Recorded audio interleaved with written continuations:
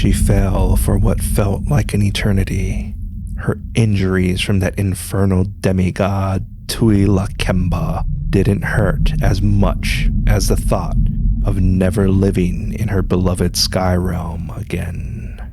The goddess refused to blink against the stinging wind blowing her tears. She wanted to remember all the detail of her beloved sky realm. Her splashdown generated a pillar of water she wished would touch her beloved realm. The water was fresh, meaning she missed the ocean. Her eyes narrowed, thinking about the mortals. No doubt, they saw her. She should destroy all of them. That will teach the blasted demigod for ousting her. But I'm weakened. The demigod surfaced as a large gray rat and scurried into the jungle. I'll bide my time and show them all. The woman was Fiji's dark goddess of the sky, Adi-Mailagu. And this is Legends from the Pacific.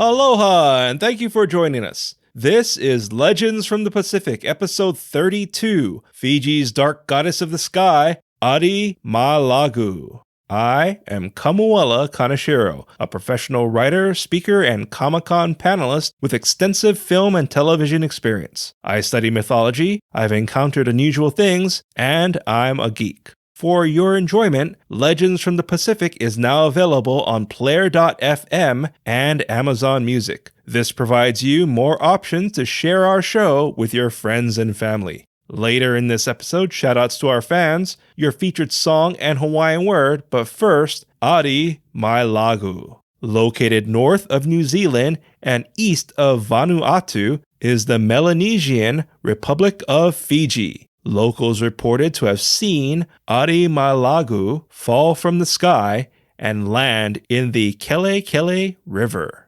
Now, I don't like labeling our stories' characters good or evil, since it's a stance that's largely based on perspective, and our stories have been altered by other civilizations, time, and religions. But all my sources listed Adi-Mailagu as evil, and she was known for stealing souls. So, I tried. It is believed, under the cover of night, Adi-Mailagu would sneak into the villages, steal children's shadows, and return to the tree she lived in to eat the shadows.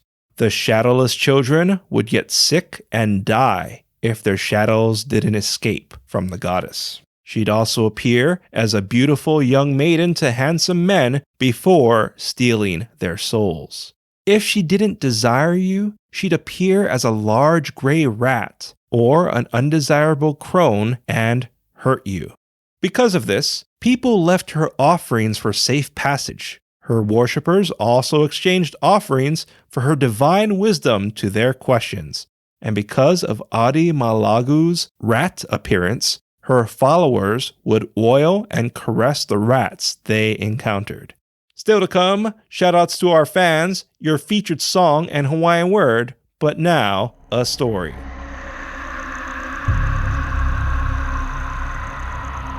The following is a Legends from the Pacific original story and is based on cultural testimony.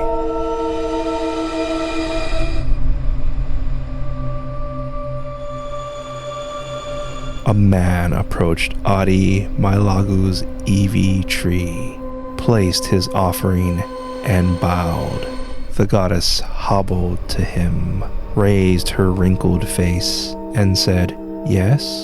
The man praised the goddess, identified himself, and listed his ancestors. The goddess recognized her follower, rolled her eyes, and cut him off, asking, what did he want today? Answers about his wife or child? The man went to stand, but the goddess's eyes narrowed, saying, "Don't you dare." The man remained on the ground and said his daughter was sick and asked if she would die. The goddess sighed heavily, glanced at his offerings, and said they were acceptable. The goddess said she was familiar with the daughter's illness.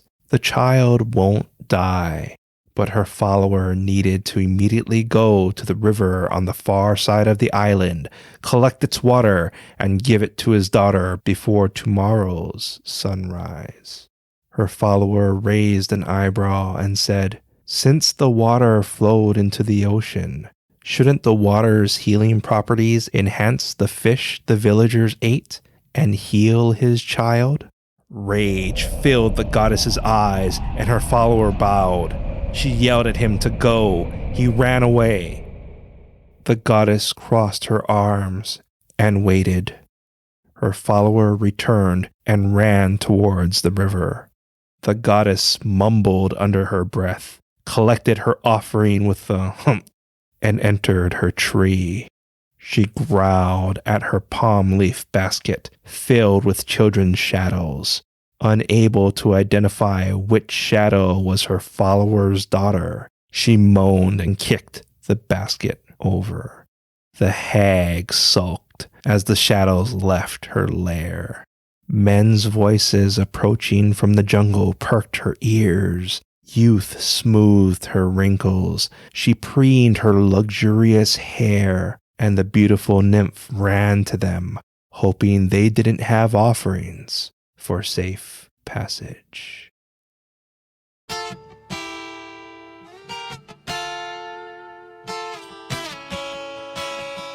Coming up, shoutouts to our fans, your featured song and Hawaiian word.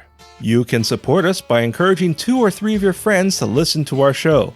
Halloween is around the corner, and I'm sure they'll appreciate you recommending our show to them. If you like what you heard, please give us a rating, write a review, and share Legends from the Pacific with your friends and family. I'd really appreciate it. Mahalo to our listener, Brave Ash, for reposting our shareable excerpts on social media. Also, mahalo to Ke'ani for taking the time to write in. Ke'ani is from Oahu's Waianae Coast, has lived on the mainland for 6 years, and said, "Thanks for sharing a piece of home." Thank you very much for your message, Ke'ani, and I hope to continue earning your praise. Our theme song is Mystery by Tavana, courtesy of High Sessions. Sound effects are by Sound Effects Factory.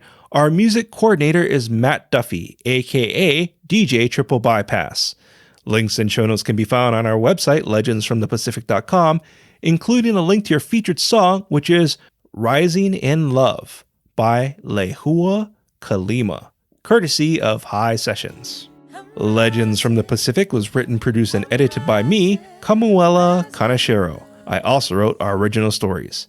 Your featured Hawaiian word is Lani. Lani is a popular female name and means sky or heaven. An example of Lani is some consider a cloudless Lani to be good weather. Once again, Lani means sky or heaven. Thank you once again for listening. Mahalo and a hui ho.